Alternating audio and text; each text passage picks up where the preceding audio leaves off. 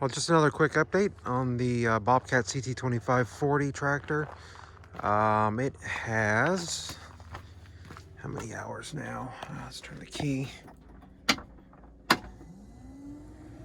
It has, don't know if you can see that or not really clear, but it is, there it is, 46 hours. 46 hours so far. And quick update. So, a couple small issues I've had. Well, last video I talked about the leaking, a little bit of leak coming from the rear end. That was fixed by the dealership and hasn't leaked since. I did have the dealer put on the third function kit like I talked about, and I'll talk about the grapple in a second that goes with that.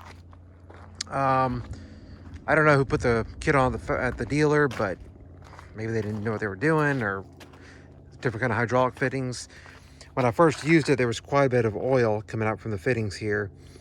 And I mean, lots of oil, not just a small leak. So we stopped in the middle of what we were doing, took it apart, got it tightened back up, put the pipe thread on it, and it seems to be okay so far. Other than that, tractor's been good. You know, I do use this for work. It's not babied, you might say. Used it this week to spread this load of washout cement. And today on this job site, I'll be doing kind of a rough grade after they've poured the foundation to smooth it out so the framers and different workers can have a relatively flat area to work around. Also, I've used it over here. That grapples come in handy. That big pile of brush that you see right there, I hauled it all the way from back there around, and I got to tell you, that grapple is worth every penny.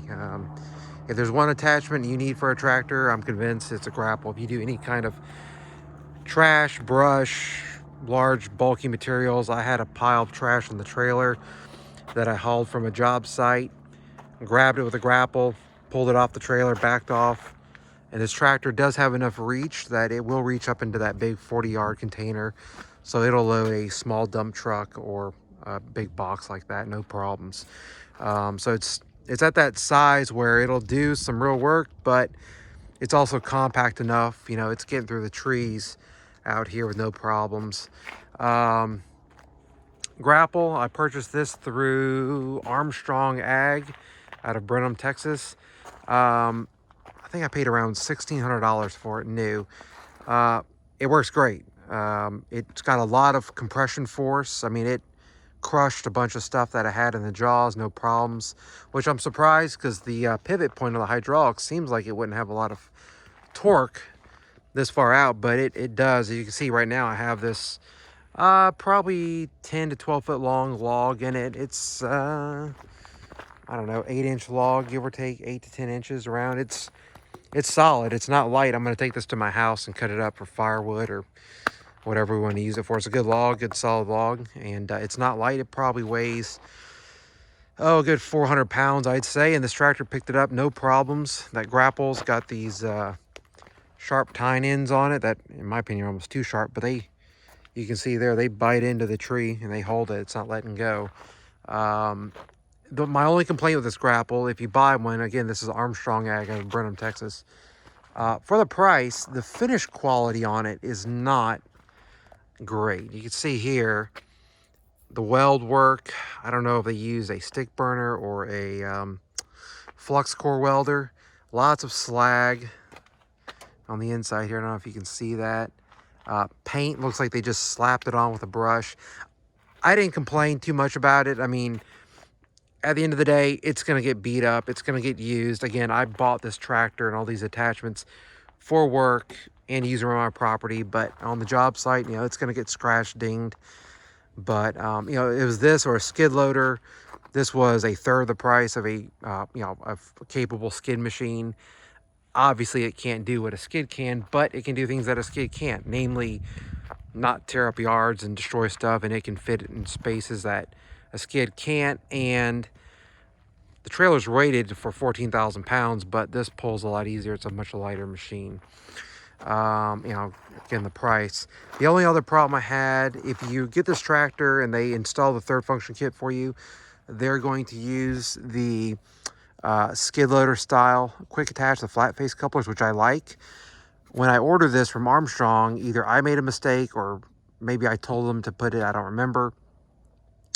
I wanted them to have the correct attachments. They came out with Pioneer attachments instead.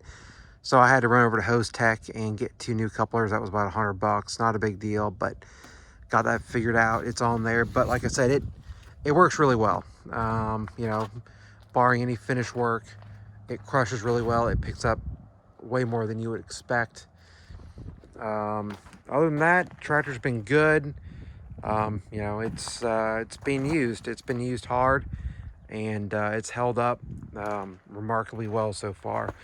Box blade, I am going to end up adding or plan to add a hydraulic top link here because it does have the remote reservoirs, and maybe some hydraulic downforce or angle to tilt the blade right here, since it has 2 remotes.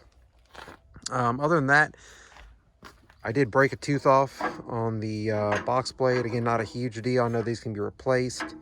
I was ripping a driveway, tearing out some material kind of like this that was rockier, and chipped a tooth. Not the end of the world by any means.